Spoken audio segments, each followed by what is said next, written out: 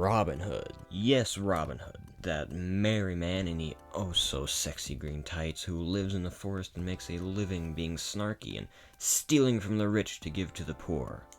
Yes, that's the subject of this video. There have been a number of iterations of the hero, from the iconic Errol Flynn portrayal to that Disney one where they're all furries, to that one with Kevin Costner where his accent keeps changing.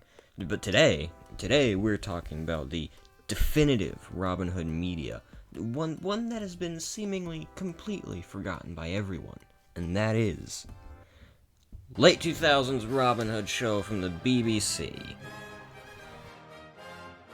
Just a little bit of background before we really get into the meat of this thing, because, oh boy, there's some stuff to cover here. Late 2000s BBC Robin Hood show began airing back in the oh-so-archaic year of 2006. It began as basically something to fill the time slot in between Doctor Who seasons, as far as I can tell, and the producers were just kind of like, I don't know, just do Robin Hood, but cool and modern, I guess. And what we got was Beyond Words. The first episode, released in October of 2006 to, if I'm not mistaken, 8.2 million viewers. The season released to surprisingly good reception and praise, gaining quite a bit of popularity at the time and garnering a number of articles which will come into play later. And a fan website, which is just a treasure trove of pure gold, including but not limited to a fan fiction diary based upon one of the characters from the show, an uncalculable number of banners which are works of art in their own right, such as this one, or how about this one, or this masterpiece right here. I don't know why this community, this fandom isn't more popular. I don't get it.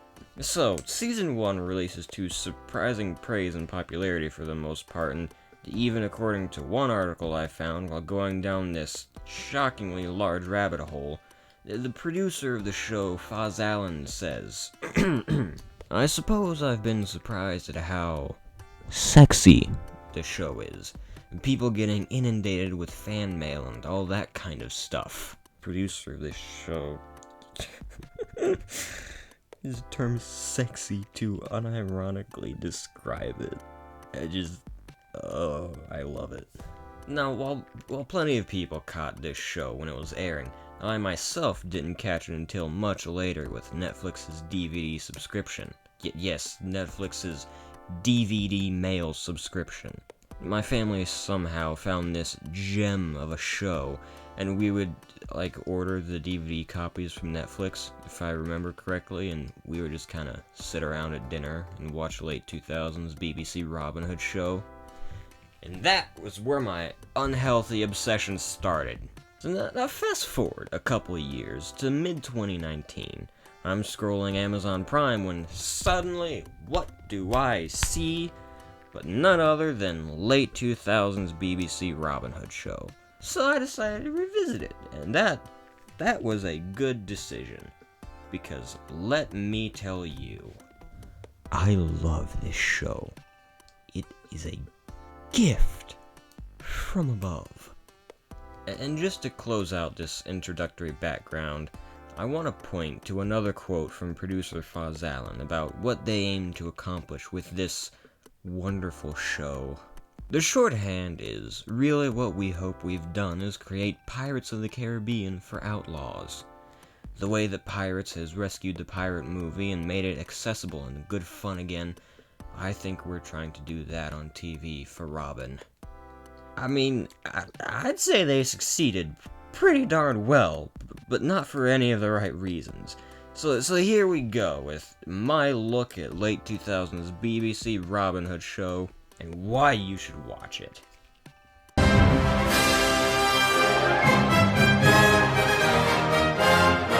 Alright, to kick this thing off, let's start at the beginning with episode 1. Episode 1 of this show is in a league of its own. Even in regards to the rest of this season, it's in a totally different league.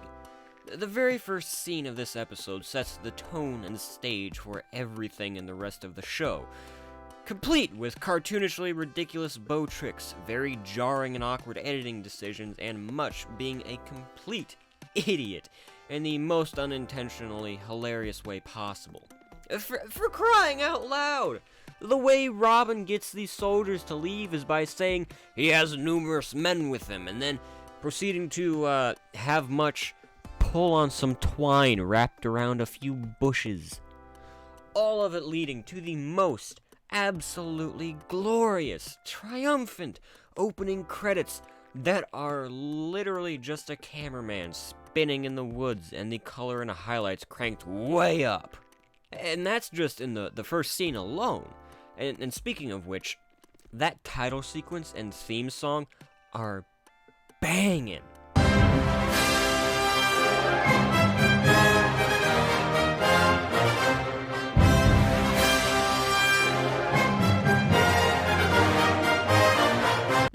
I don't want to spoil all the fun of this episode here, and I don't have the time to cover every little aspect of it, even if I really want to, so I'll just give you some highlights.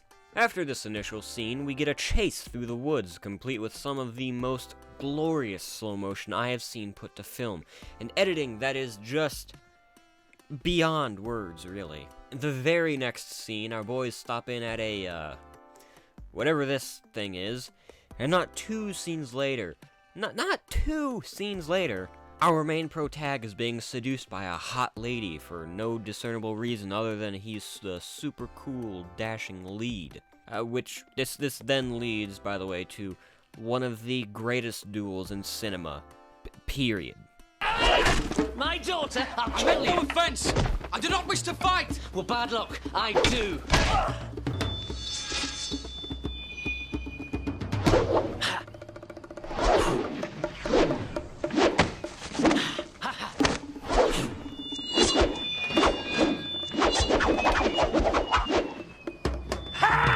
Now, if this has somehow yet to convince you that this is the greatest thing to grace screens since National Treasure, I don't know what will, but I will keep trying.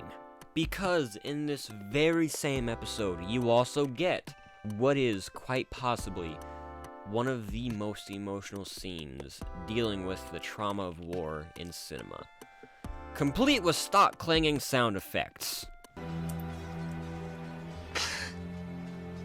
As I'm writing this, I just want to point out this in this scene where Robin goes to talk to the old sheriff.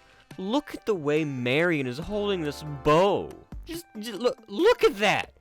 It's just a whole fist balled up around the string. Well done, show. Truly, you have some of the finest archery put to screen. Anyway, this episode features some of the greatest editing I have ever seen. For example, literally anything in the climax of the episode. I would describe it to you, but really the best way to get the point across, honestly, is just to show you. I love you, boys! I love you, Will! Love you, Luke! I'll see you in heaven!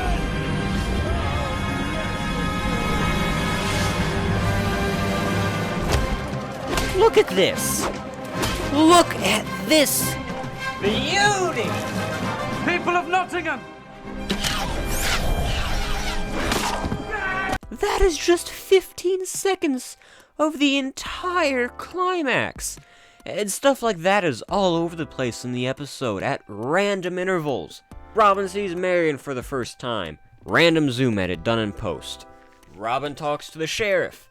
Random zoom edit done in post. This kind of stuff is everywhere, man. It's incredible. Sadly, a lot of these editing and technical decisions only last for this first episode.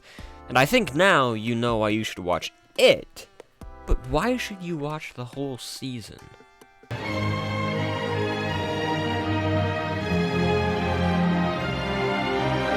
Now, after all that, it may seem to you that there is absolutely no way that the rest of the show could possibly live up to the standards set by that first episode. And you would be very wrong.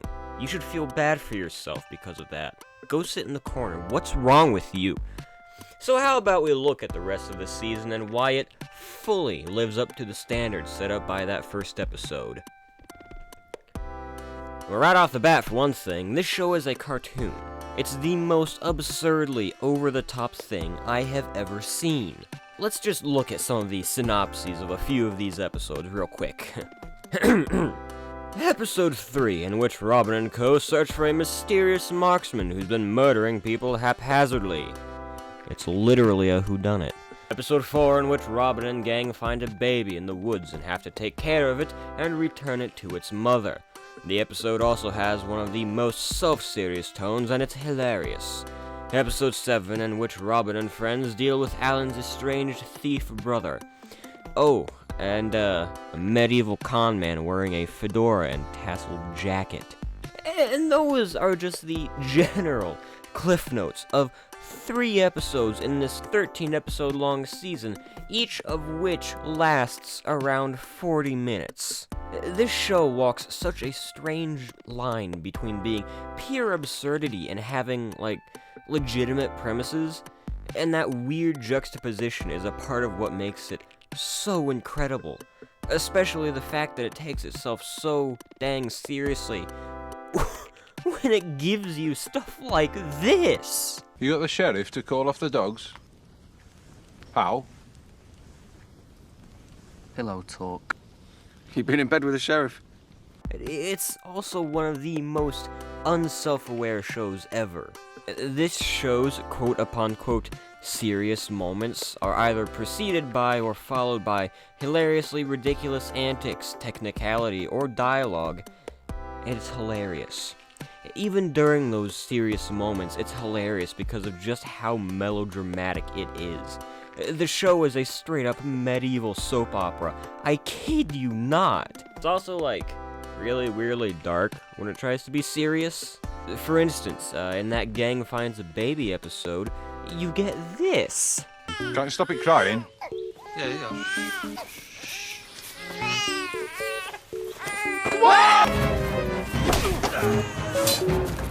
You mind? Telling the baby to sleep! Now, you see, there's always a catch.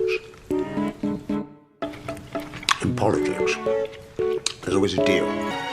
My name is Royce Blue White! I'm my Robin Hood and King of Inches!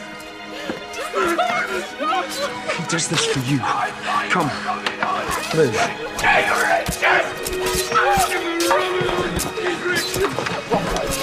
It is so weirdly dark? People are straight up tortured to death. 3 guys are hanged an hour before the official execution date when Robin shows up, and they actually literally kill a 13-year-old kid on screen. Now, along with this show taking itself seriously, it's also topical. That's right, everyone. BBC Robin Hood is a very topical and politically aware show. And that's not accidental either. This show makes an active point to make sure you know just how topical it is. From Marion's very awkward and abrasive feminism to, and I kid you not, the supposed parallels to the war in the Middle East and terror. Take, for instance, Richard Armitage in an interview which states, Actor Richard Armitage, who plays the Sheriff of Nottingham's henchman, Guy of Gisborne, says the story is about, quote, the perpetuation of terror, where Robin and his men are the, quote, terrorists. It's in the sheriff's interest to keep fear of the outlaws alive so he can control the populace. In one episode, I say, we can hold and execute outlaws without trial, which is not far removed from what's happening now. You can't make this stuff up. This is real, I kid you not. This is a real article I dug up in the rabbit hole that is this show. And it doesn't stop there. There are other articles very clearly talking about this show's political undertones, and most of all, parallels to the War on Terror, and even an actual, literally real article from the New York Times about the socioeconomic politics of Robin Hood and what his views on the subject are. That is a real thing that exists. And the serious themes don't end there. There's an entire episode where they take on PTSD, and they're so self-congratulatory with how they talk about it. They give maybe like 2 scenes where Much talks to this guy and everything, and then give the lad some facial acupuncture at the end of the episode, and boom, he's cured of his actual literal PTSD. And this is how they end the episode. It's amazing what a few well-placed needles can do. I don't think it was just the needles, Much. You understood him. You gave him hope. I didn't do anything. I just listened to him. Well, maybe that's the real magic. Listening.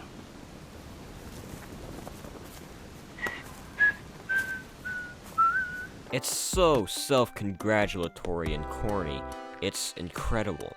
Oh, this man has horrible wartime trauma from the Holy Land. Yeah, we'll just talk to him once or twice, give him some facial acupuncture, and he's all good. There we go. Good job, team, we did it. We talked about PTSD in a very tactful and real way. Oh, and they also call his PTSD, Crusader Sickness. Yeah. The show will also at times, confuse its political messaging, because in one scene, you'll get something like this. I'm sick of it all. I'm leaving home. To go where? I do not know. That is unwise. I am sick of people, and it is always men, telling me what is wise and what is not. And then later on, you'll get this. You would have thought you would have learned by now. Every time you go out, you get arrested, or stabbed, or betrothed. You should stay at home and do your embroidery. Ooh, or how about this absolute classic? Sure that he does not succeed. We will not be cowed. This is what he wants. Ah, Robin, our lovable hero. The show just needs to flaunt how politically aware it is, and yet, at the same time, there are moments where it can be very weirdly sexist. Words cannot describe how much I love this show. And with that, we come to the end of part 1 of the video, because as I'm editing this, I'm realizing it's gonna be a lot longer than I anticipated. And I don't want this to be an hour-long video about BBC Robin Hood. I don't really know how to end this, because I didn't really plan for it to end this way. Along with me just being bad at ending videos in general. So check out the podcast that I run with my not friend. He's a real dirtbag. That one. My acquaintance, Tom Chipman. It's certified by over 500 critics to be the worst thing you will ever have listened to. Please don't. That's not true. Please listen to the podcast. I'm begging. I'm desperate for people. I am in so much debt from this thing. I am swimming. I am knee deep more than knee deep. I am swimming in an ocean of debt, and I have no idea what I'm gonna do. So yeah. Check out the podcast, and that's the video.